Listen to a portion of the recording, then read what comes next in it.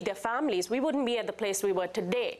But the United States chose to work with local Afghan warlords, commanders, militia leaders, all of whom were either drug traffickers themselves or working with drug traffickers, and turned a blind eye in many cases to opium production.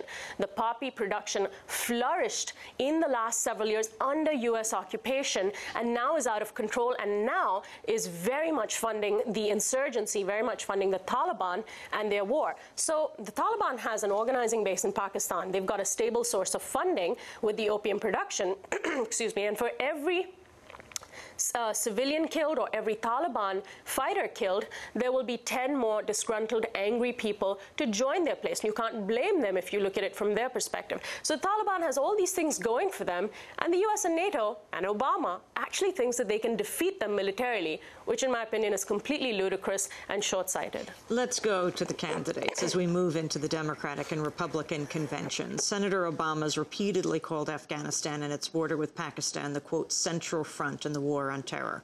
He raised this again during a speech Tuesday at the Veterans of Foreign Wars Convention. We should not keep spending $10 billion a month in Iraq. We should not keep spending $10 billion a month in Iraq while Americans struggle in a sluggish economy.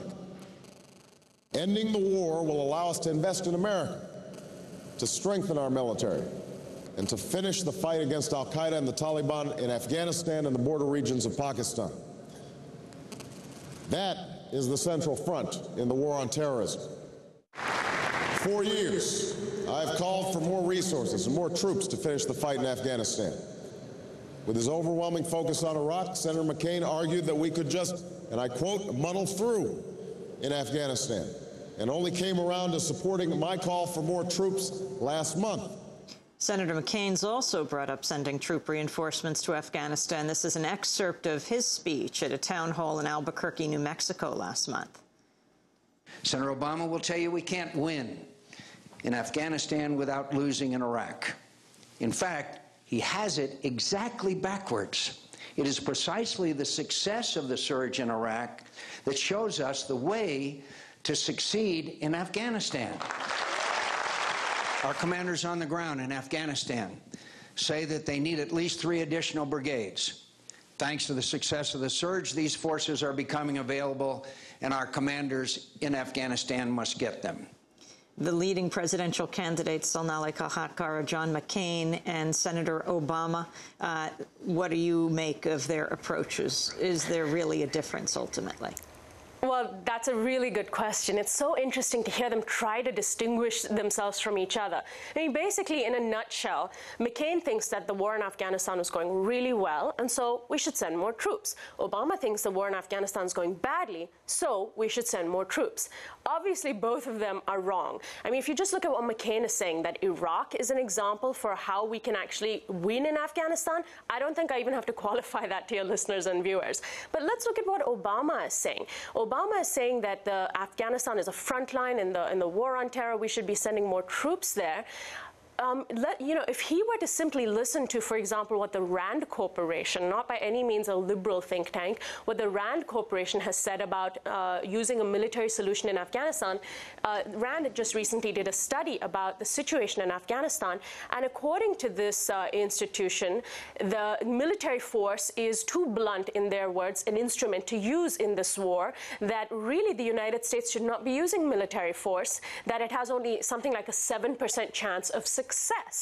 If anything, they say that the U.S.'s military footprint should be a very light one, if at all. So if Obama is listening to Rand, he would not be saying what he's saying. And it's true, you really can't solve the situation in Afghanistan by just throwing more troops at it, because over the last several years, tens of thousands of troops in Afghanistan have not managed to do anything other than worsen the war. So basically what the logic is that the war is going terribly. The more troops we have, the worse it's getting, so let's throw more troops to it. The predictable outcome of this policy, and I would love to get just half a minute of airtime with Obama and tell him the predictable outcome of his policy is that you throw more troops at Afghanistan and the war is just going to get worse. The violence is just going to escalate. It's not going to ramp down. How can you what is he planning to do? kill every last terrorist and then he's somehow going to win the war? What's the plan here? He doesn't even have a strategy. He isn't even looking at the central government. He's not looking at the corruption of the warlords. He's not looking at Hamid Karzai and what he has failed to do. He's not looking at how ordinary Afghans are struggling. He's not looking at the fact that the Taliban are actually becoming more and more popular while the troops are becoming less and less popular. Sonali, what does that mean? I'd like to ask you, and Obama really needs to know. Sonali, one last question. Iran, the impact of the continuing U.S. occupation of Afghanistan on Iran. Obviously, Afghanistan borders with Iran, and your sense is the United States is also continuing to use the occupation as a means of threatening or being able to encircle Iran?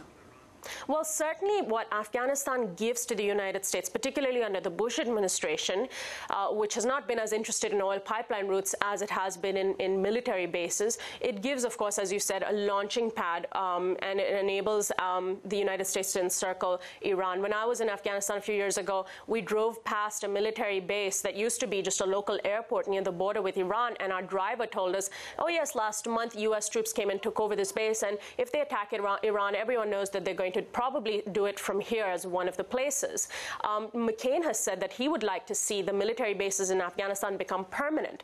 And this is very important because geopolitically, Afghanistan is crucial to the United States. Never before, until 2001, has the United States had military bases in the heart of Central Asia, in Russia's backyard, in China's backyard, and certainly, of course, in Iran's backyard. This is going to be something that the U.S. will make use of in the future, unless, of course, the American people stand up and say, get out of Afghanistan, which is what I think we should do. Sonali Kolhatkar, thank you very much for joining us, host of Pacifica Radio, KPFK's morning show called Uprising. She is co-author of Bleeding Afghanistan, Washington Warlords and the Propaganda of